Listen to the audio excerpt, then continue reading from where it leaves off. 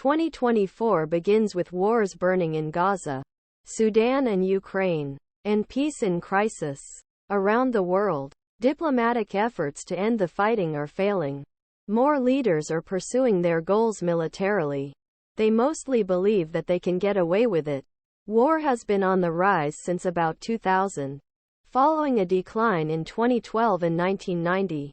First came the conflicts triggered by the 2011 Arab uprisings in Libya, Syria and Yemen. Libya's instability spread south and helped spark a protracted crisis in the Sahel region. A new wave of major battles followed 2020 Azerbaijani-Armenian war over Nagorno-Karabakh enclave.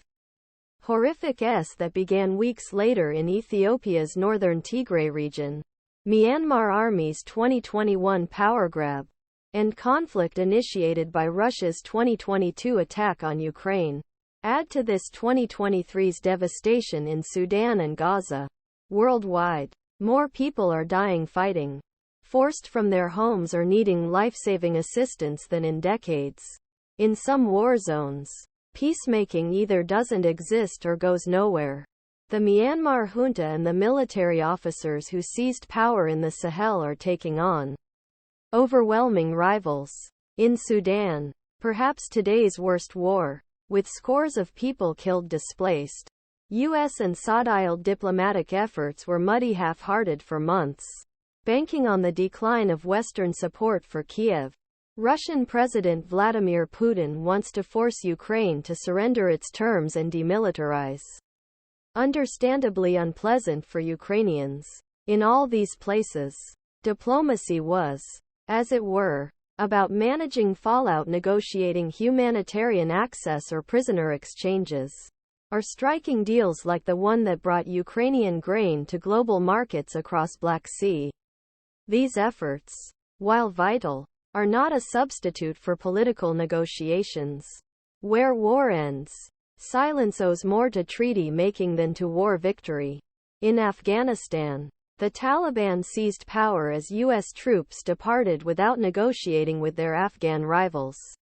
Ethiopian Prime Minister Abiy Ahmed struck deal with rebel leaders ending the Tigray war in late 2022. But that was more of a boost to Abiy's victory than deal on the region's future. Last year, Azerbaijan regained control of Nagorno-Karabakh, with September offensive ending what its victory in 2020 war had begun, ending a 30-year standoff over enclave and forcing exodus of ethnic Armenians. The wars in Libya, Syria and Yemen also took their toll, but without a permanent stay between the parties, or even in Libya and Syria, on a political track worth the name. In fact, warriors often wait for the chance to seize more territory or power. It's hardly news that the warring parties want to defeat their rivals. But a flurry of agreements in the 1990s ended conflict in places from Cambodia and Bosnia to Mozambique and Liberia. The agreements were flawed and often required ugly compromises.